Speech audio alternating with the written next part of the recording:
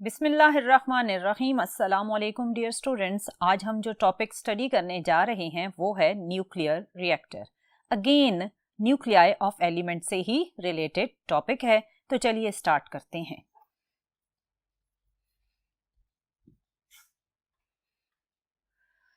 Dear student, आपने previous lectures में nuclear fission के प्रोसेस को स्टडी किया था। आज हम न्यूक्लियर रिएक्टर में न्यूक्लियर फिशन को ही स्टडी करेंगे, लेकिन थोड़े से डिफरेंट अंदाज में। आपने पढ़ा था कि जब एक स्लो मूविंग न्यूट्रॉन यूरेनियम 235 पर फॉल करता है तो वो कन्वर्ट हो जाता है यूरेनियम 236 में, और फर्दर यूरेनियम 236 स्प्लिट हो जाता है ऑलमोस्ट 2 इक्वल साइज्ड बेरियम और क्रिप्टॉन में, और साथ ही रिलीज होते हैं 3 neutrons along with the release of 200 mega electron volt energy. इस प्रोसेस में जनरेट होने वाले 3 न्यूट्रॉन्स को अगर हम फर्दर प्रोसीड करवाएं तो प्रोसेस कुछ इस तरह कंटिन्यू होगा। एक न्यूट्रॉन से हमें मिले थे 3 न्यूट्रॉन, और ये तीनों न्यूट्रॉन फर्दर यूरेनियम 235 के साथ इंटरेक्ट करें तो हमें फर्दर 3 न्यूट्रॉन मिलेंगे, यानी टोटल 9 न्यूट्रॉन्स हो गए। ये 9 न्यूट्रॉन्स अगेन 9 यूरेनियम 235 के साथ इंटरेक्ट करेंगे और 27 न्यूट्रॉन जनरेट हो जाएंगे। अगर ये प्रोसेस इसी तरह कंटिन्यू रहे तो ये कहलाता है एक चेन रिएक्शन, क्योंकि इस रिएक्शन में 1 से 3, 3 से 9, 9 से 27 और कंटिन्यूसली इंक्रीज होते हुए आपको न्यूट्रॉन मिल रहे हैं। ये चेन रिएक्शन 2 तरह के होते हैं। एक कहलाता है अनकंट्रोल्ड चेन रिएक्शन, और ये बेसिक प्रिंसिपल होता है एटॉमिक बॉम्ब का, और दूसरा कहलाता है कंट्रोल्ड चेन रिएक्शन, जो आज पढ़े जाने वाले न्यूक्लियर रिएक्टर का बेसिक प्रिंसिपल है। यानी हम कंट्रोल्ड चेन रिएक्शन के थ्रू न्यूक्लियर रिएक्टर में अपनी मर्जी के अकॉर्डिंग आउटपुट पर एनर्जी जनरेट करवा सकते हैं। Dear student, controlled chain reaction के लिए जब एक न्यूक्लियर रिएक्टर को बनाया गया तो न्यूक्लियर रिएक्टर के ओवरऑल ये कंपोनेंट्स हैं। इसका मतलब ये है कि न्यूक्लियर रिएक्टर की कंस्ट्रक्शन के जो कंपोनेंट्स हैं वो कुछ इस तरह से होंगे। फर्स्ट कंपोनेंट, जिसको आप हार्ट ऑफ न्यूक्लियर रिएक्टर भी कहते हैं, वो कहलाता है कोर, और कोर के अंदर यूज होता है मॉडरेटर। और फिर नेक्स्ट कंपोनेंट है हीट एक्सचेंजर। हीट एक्सचेंजर से आगे जब आप मूव करते हैं स्टीम को, तो वो जाकर स्ट्राइक करती है टरबाइन के साथ। टरबाइन कनेक्टेड होता है जनरेटर के साथ, और जनरेटर से प्रोड्यूस होने वाली इलेक्ट्रिसिटी को फिर आप ट्रांसफार्मर और डिफरेंट पोल्स के थ्रू ट्रांसमिट करते हैं। टरबाइन से नीचे जो कंपोनेंट कनेक्टेड होता है वो होता है कंडेंसर, जहां हम कंडेंसेशन का प्रोसेस करेंगे। फिर अटैच्ड होता है पंप। तो ये था एक ओवरऑल इसके कंस्ट्रक्शन कंपोनेंट्स। अब इसकी कंस्ट्रक्शन में जो मेन चीज मैंने आपको बताई वो था heart of the nuclear reactor, जिसे हमने कहा कि वो है कोर। कोर के अंदर बेसिकली जो एलिमेंट हम यूज करते हैं वो है ड्यूट्रियम, जिसे हम हैवी वाटर भी कहते हैं। इस कोर के अंदर आप सिलिंड्रिकल रॉड्स में प्लेस करते हैं यूरेनियम फ्यूल को, और इसी में हमने कनेक्ट किए होते हैं न्यूट्रॉन एब्जॉर्बर रॉड्स। ये न्यूट्रॉन एब्जॉर्बर रॉड्स बने होते हैं बोरॉन या कैडमियम के। डियर स्टूडेंट, इस कोर के अंदर जब आपके पास एक स्लो न्यूट्रॉन एंटर होता है तो वो स्लो न्यूट्रॉन सिलिंड्रिकल शेप में मौजूद यूरेनियम 235 के साथ इंटरेक्ट करेगा और फर्दर फिशन के प्रोसेस को जनरेट करेगा। अब आपके दिमाग में आ रहा होगा कि इसमें कोर के अंदर हमने ड्यूट्रियम क्यों यूज किया, हैवी वाटर क्यों यूज किया। नॉर्मल वाटर से लिंक्ड भी बॉइलिंग वाटर रिएक्टर्स बनाए जाते हैं, लेकिन अभी हम जो डिस्कस कर रहे हैं वो ड्यूट्रियम को यूज करके बनाया जाने वाला एक न्यूक्लियर रिएक्टर है। इसमें ड्यूट्रियम यूज करने की कुछ रीजंस मैं आपको एक्सप्लेन करती हूँ। डियर स्टूडेंट, ड्यूट्रियम और नॉर्मल वाटर में जो डिफरेंसेस हैं वो कुछ इस तरह से हैं। हैवी वाटर का बॉइलिंग पॉइंट होता है 101.4 डिग्री सेल्सियस और नॉर्मल वाटर का होता है 100 degree Celsius. Heavy water 20% times heavier होता है as compared to normal water, इसीलिए हम इस हैवी वाटर को ड्रिंकिंग पर्पस के लिए भी यूज नहीं करते।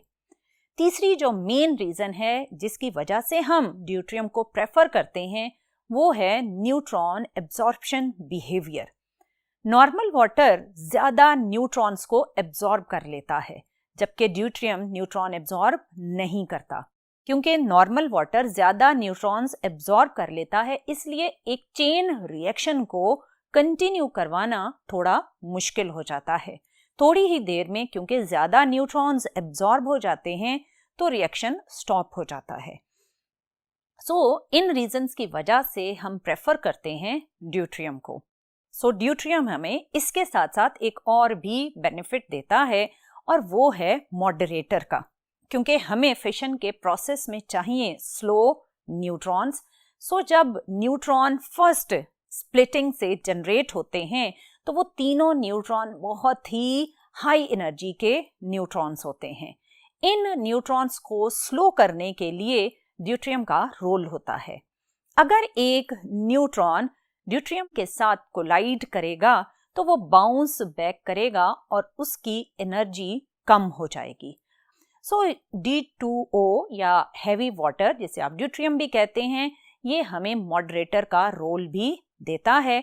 मॉडरेटर का मतलब है स्पीड को या एनर्जी को मॉडरेट करने के लिए, कम करने के लिए जो एलिमेंट यूज हुआ वो था ड्यूट्रियम।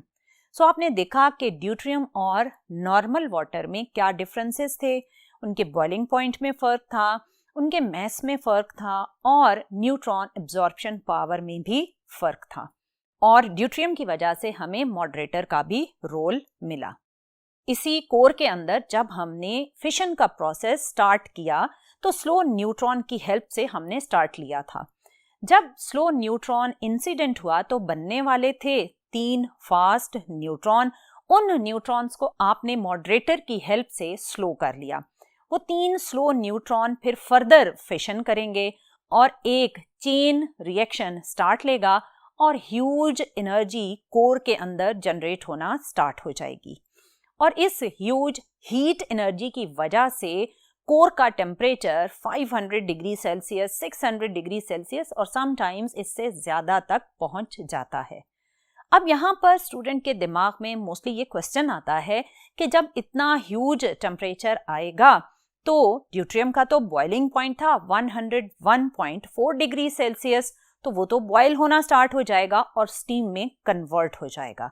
लेकिन यहाँ ऐसा नहीं होता और ऐसा करने से हम इस ड्यूट्रियम को किस तरह रोकते हैं, उसके लिए हम ये करते हैं कि कोर के अंदर हम एक ह्यूज प्रेशर जनरेट करते हैं। इसीलिए इन्हें प्रेशराइज्ड वाटर रिएक्टर भी कहा जाता है।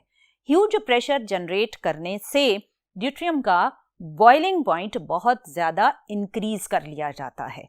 क्योंकि डियर स्टूडेंट, आपको पता है कि जब आप किसी लिक्विड पर प्रेशर कम करते हैं तो उसका बॉइलिंग पॉइंट कम हो जाता है और अगर आप प्रेशर बढ़ा देते हैं तो बॉइलिंग पॉइंट भी इंक्रीज हो जाता है। जब आपने प्रेशर को इंक्रीज किया तो ड्यूट्रियम का बॉइलिंग पॉइंट बढ़ा। बॉइलिंग पॉइंट बढ़ने की वजह से ड्यूट्रियम इतने हाई टेम्परेचर पर भी जाकर बॉयल नहीं होता। ड्यूट्रियम एक ह्यूज टेम्परेचर को कैरी करता हुआ इन डिफरेंट पाइप्स में जब मूव करता है तो हीट एक्सचेंजर के अंदर कनेक्टेड ये पाइप्स एक ह्यूज टेम्परेचर कैरी कर रहे हैं। जबकि हमने हीट एक्सचेंजर के अंदर जो वाटर फिल किया हुआ है वो नॉर्मल वाटर है जिसका बॉइलिंग पॉइंट है 100 डिग्री सेल्सियस। अगर आप अपनी बुक्स में देखें तो कोर के अंदर का जो वाटर है वो डार्क ब्लू कलर का है और जो हीट एक्सचेंजर के अंदर वाटर है वो लाइट ब्लू कलर का है, क्योंकि ये कलर डिफरेंस इंडिकेट करता है वाटर के डिफरेंस को। कोर में हैवी वाटर है और हीट एक्सचेंजर के अंदर है नॉर्मल वाटर।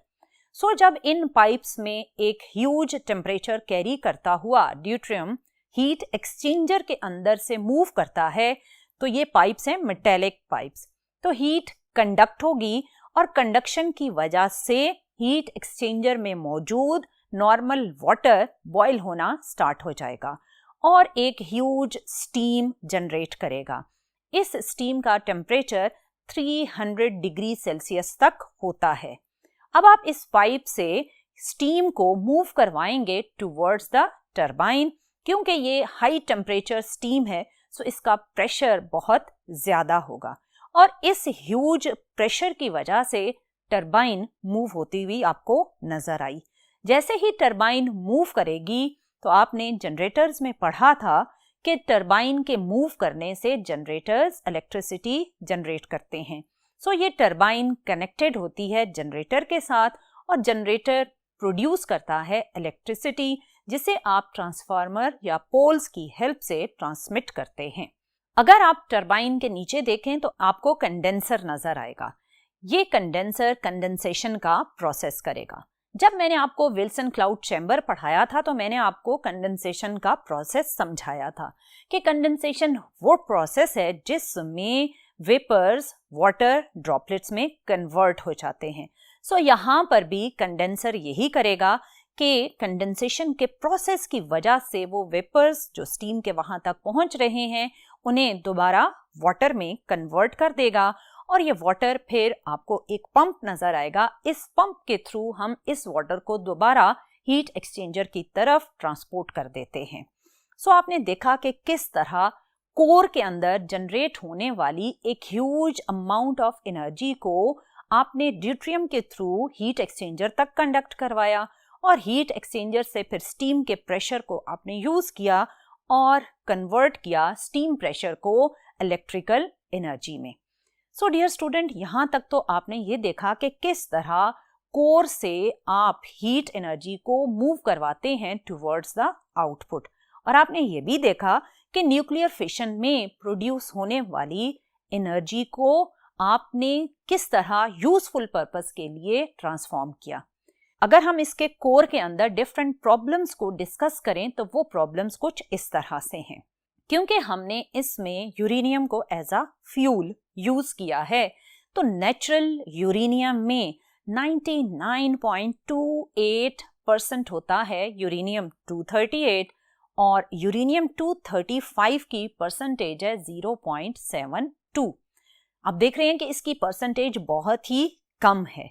सो जब हम इस कोर को यूज करते हैं तो हमें यहाँ पर एनरिचमेंट के प्रोसेस के थ्रू यूरेनियम 235 की कंसंट्रेशन 0.72 से इंक्रीज करके 2 to 4% बनानी पड़ती है। इस इंक्रीज्ड यूरेनियम 235 की कंसंट्रेशन के साथ आप यूरेनियम फ्यूल को यूज करते हैं।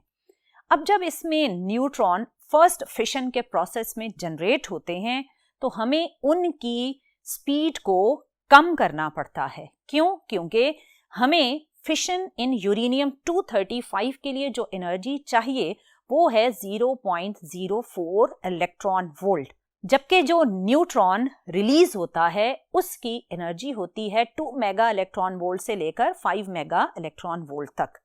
इतने ह्यूज एनर्जी वाले न्यूट्रॉन को हमें स्लो करना होता है। और आपने सुना कि इस यूरेनियम में यूरेनियम 238 भी एग्जिस्ट करता है और यूरेनियम 238 को चाहिए होता है एक फास्ट न्यूट्रॉन। जैसे ही ये न्यूट्रॉन जनरेट होता है तो इसकी एनर्जी तो बहुत ज्यादा होती है, सो हमें प्रिवेंट करना होता है कि ये फास्ट न्यूट्रॉन यूरेनियम 238 के साथ इंटरेक्ट ना करे, क्योंकि अगर ये यूरेनियम 238 के साथ इंटरेक्ट करेगा तो एक और प्रोसेस फिशन का इस रिएक्टर में स्टार्ट हो जाएगा जिसे हम स्टार्ट नहीं करना चाहते। सो इस पर्पस के लिए हम ड्यूट्रियम को यूज करते हैं। ड्यूट्रियम क्या करेगा कि जब आप दो यूरेनियम रॉड्स के बीच में या उसके सराउंडिंग में मॉडरेटर या हैवी वाटर या ड्यूट्रियम को प्लेस करते हैं, सो न्यूट्रॉन जब रिलीज हुआ इन फर्स्ट फिशन प्रोसेस तो ये न्यूट्रॉन इस मॉडरेटर में से चलता हुआ दूसरे यूरेनियम रॉड की तरफ जाएगा। इस मूवमेंट के प्रोसेस में वो मल्टीपल कोलिजन्स करेगा और इन कोलिजन्स के प्रोसेस में वो अपनी एनर्जी रिलीज करते हुए, कम करते हुए अप्रोच करेगा सेकेंड यूरेनियम रॉड को। सो इस मॉडरेटर की हेल्प से हमने न्यूट्रॉन को स्लो करवाया और प्रिवेंट किया कि एक फास्ट न्यूट्रॉन यूरेनियम तक अप्रोच ना कर सके। दूसरी चीज कि हमने अगर एक कंट्रोल्ड वे में न्यूट्रॉन को यूज करना है for a controlled chain reaction, तो हमें अपनी एनर्जी रिक्वायरमेंट्स के अकॉर्डिंग न्यूट्रॉन के नंबर को कम करना होगा। सो न्यूट्रॉन को कम करने के लिए हम यूज करते हैं न्यूट्रॉन एब्जॉर्बर रॉड्स। ये बने होते हैं बोरॉन या कैडमियम के। आपको वर्टिकल रॉड्स कोर में नजर आ रही हैं, ये हैं न्यूट्रॉन एब्जॉर्बर रॉड्स। ये रॉड्स अपवर्ड और डाउनवर्ड मूव कर सकती हैं अकॉर्डिंग टू अवर रिक्वायरमेंट। अगर हमारी रिक्वायरमेंट है कि हमें कम अमाउंट ऑफ एनर्जी चाहिए, तो इसका मतलब ये होगा कि हम ये चाहते हैं कि ज्यादातर न्यूट्रॉन्स एब्जॉर्ब हो जाएं और बहुत कम ऐसे न्यूट्रॉन हों जो फर्दर फिशन करें। सो ज्यादा न्यूट्रॉन को एब्जॉर्ब करवाने के लिए हम रॉड को डाउनवर्ड मूव करेंगे। जैसे ही ये डाउनवर्ड मूव हुई तो आपने देखा कि किस तरह न्यूट्रॉन्स को इन रॉड्स ने एब्जॉर्ब कर लिया और बहुत कम न्यूट्रॉन हैं जो फर्दर फिशन जनरेट कर रहे हैं। अब अगर आप चाहते हैं कि ज्यादा एनर्जी प्रोडक्शन हो और ज्यादा न्यूट्रॉन्स फिशन को जनरेट करें, तो इसके लिए हम इन वर्टिकल रॉड्स को अपवर्ड मूव कर देंगे।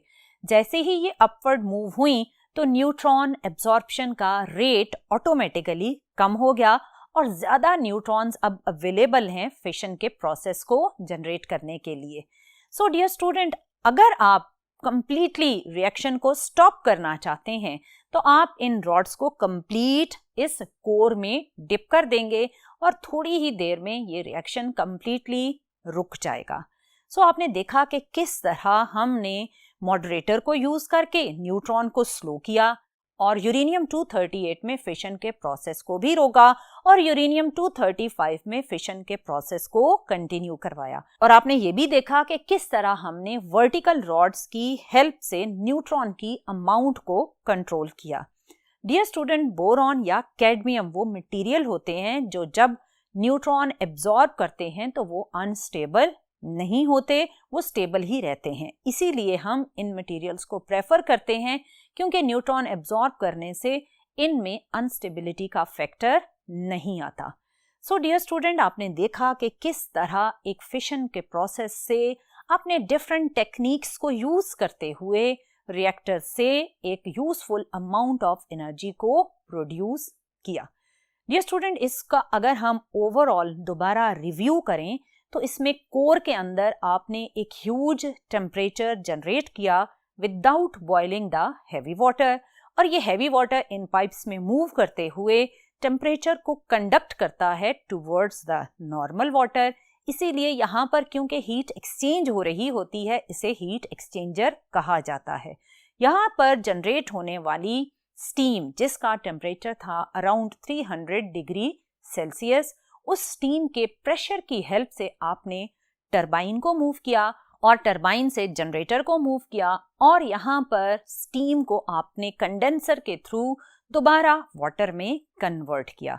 तो ये तो था कि हमारा रिएक्टर किस तरह काम करता है। डियर स्टूडेंट, आपने कैनप का नाम सुना होगा। कैनप है कराची में न्यूक्लियर पावर प्लांट और यहाँ पर हम सी वाटर को ही यूज करते हैं इन प्रेशराइज्ड न्यूक्लियर रिएक्टर्स और इस सी वाटर की हेल्प से हम कूलेंट का प्रोसेस जनरेट करवाते हैं। अब एंड पर जो प्रॉब्लम है वो है waste of the nuclear reactor. जब आप न्यूक्लियर रिएक्टर को यूज कर लेते हैं तो इसमें जो वेस्ट जनरेट होता है यूरेनियम का, उस वेस्ट के अंदर रेडियो एक्टिविटी का प्रोसेस बहुत अरसे तक होता रहता है क्योंकि इन रेडियो एक्टिव मटीरियल की हाफ लाइफ 1000 ईयर्स तक होती है और हम कहते हैं कि एक इन्फिनिट टाइम रिक्वायर्ड होता है for complete decay of a radioactive element. So इसका मतलब ये हुआ कि अगर हम इस वेस्ट को कहीं सी में डंप करते हैं या किसी और जगह डंप करते हैं तो इसमें होने वाला रेडियो एक्टिविटी का इफेक्ट लिविंग ऑर्गेनिजम्स को इफेक्ट करेगा और बहुत ही डेंजरस वे में इफेक्ट करता है। सो इनको डंप करने के लिए सॉल्ट माइंस, और वो भी ओल्ड सॉल्ट माइंस की बॉटम में जाकर बहुत ह्यूज डिगिंग करके 1000 मीटर तक डिगिंग करके वहां पर इस वेस्ट को डंप किया जाता है, और ये एक सेफेस्ट वे है to dump the waste of the nuclear reactor. So dear student, ये तो था कि किस तरह न्यूक्लियर रिएक्टर में न्यूक्लियर फिशन की हेल्प से हम एक useful amount of energy generate कर सकते हैं। So this was all about nuclear reactor. इंशाल्लाह आने वाले लेक्चर में हम टाइप्स ऑफ न्यूक्लियर रिएक्टर को भी डिस्कस करेंगे, बट टिल देन अल्लाह हाफिज।